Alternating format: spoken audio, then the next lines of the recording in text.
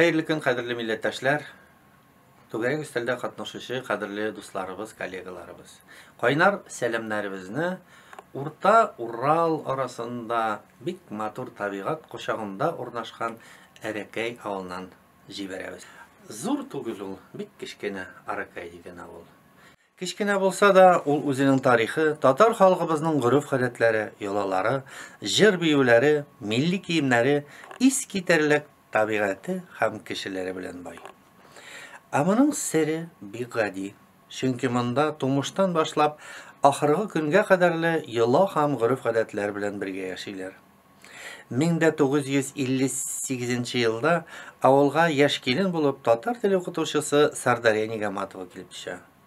Jirdagi yolaları, milli kiyimleri anı bik kızıksındıra başlay.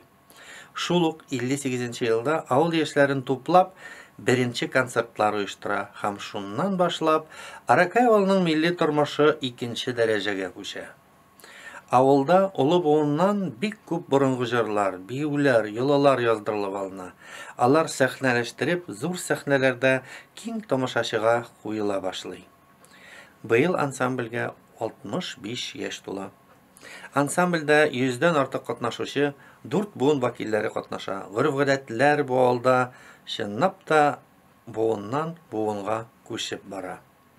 Ekspeditsiyalarda, yakın tiri avullardan yazdırıp alıngan autentik folklor etnografik materiallarını saklap kalı, sahneleştiru, propagandalaw negizinde bik köp iş, seminarlar, konferensiyalar alıp barılar.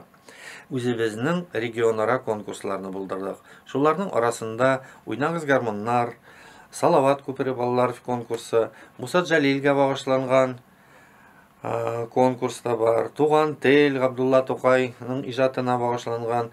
1999 елдан башлап Аракайда Сардаря Нигаматова исемле регионара татар халык иҗаты фестивале уздырылып килә. Бу конкурслар Аракай авылын татар почмагына әйләндерде дип әйтсәм бер дә ялгыш булмас. 2008 елдан башлап без актив Тугәрәк уен Бүтән Россия татар фольклоры фестивалендә Сардаря ансамбле белән катнашып килдек һәм иң беренче итеп гран-при бүләгенә лаек булдык.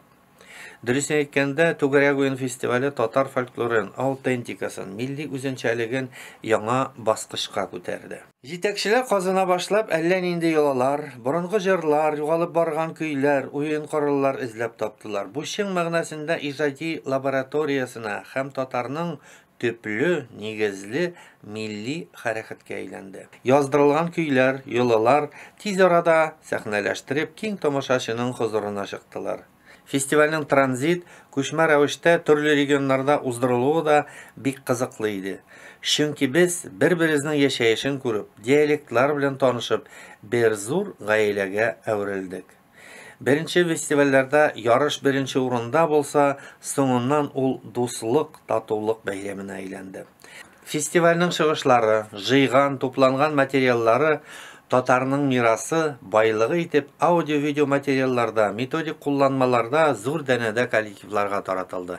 Димәк, алар белән киләсе буыннарда алдагы көннәрдә куллана алыр дип ышанабыз. Аллага шөкер, елына 5 көн булса да, Россиянең ерактагы төрле почмакларыннан килеп, яшәдек икән, дөньяны гөрләтеп, бер зур татар мохите тудырып. Моның өчен аның авторына Фәнзилә Хаким кызы Җавхаровага 1000 рәхмәтлебез. Рәхмәт бик зур. Таныштырдың, кавыштырдың, берләштердең бөтен татар фольклорын. Һәм аның белән бер рәттә зур рәхмәт аның командасына, игенәчәләргә һәм спонсорларга.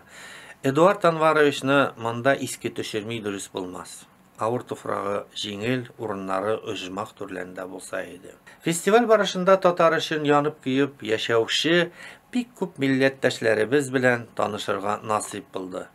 Шуларның берсе ул Эльмира Ринатовна Каюмова иде. Менә фестивальдә ул төрле кыяфәтләргә керә торган иде, дөресен әйткәндә. Даими рәвештә ул жюри әгъзасы да булды. Һәр вакытта фестивальдә без аны күз аллалап күрдек. лекциялар бик күп укыды ул, мастер-класслар уздырды. Һәм шул ук арада ул фольклор җыючысы да булды. Әкрен генә үзенең диктофоны белән ул менә шушы коллективлар репетиция вакытында булсамы, чыгыш ясагандамы, ул аларны яздырып та барды. Димәк, монда фәнни ягында җиткәргә тырышты, амәли ягыннан да үзенең эшен бик актив алып барды. Беренче күрешкәндә гади генә, матур, тыйнак, акыллы, сүзен үлчәп сөйләүче татар кызы булып күренде. Ул һәр вакыт үзенең акыллы киңәшләрен бирергә әзер иде. Эльмира Ринатовна белән түгәрәк уеннан тыш үзебезнең конкурсларда күрергә насыйп булды. Бик күп аралашырга, сөйләшергә туры килде. Дөресен әйткәндә, мин аның үз фикерен кешегә җиткерүен, аңа тугры булуына шаккатта идем. Ул бик яхшы әңгәмәдәш иде. Кызганычка каршы, Эльмира Ринатовнаның гомере бик кыска булды. Ул чынлап та милләтебез өчен янып, көеп, тырышып яшәде һәр вакытта. Нишәтәсең? Язмыштан узмыш юктыр. Авыр туфраклары җиңел, рухлары шат, урыннары иҗмах төрләрендә булса иде дигән теләктә калабыз.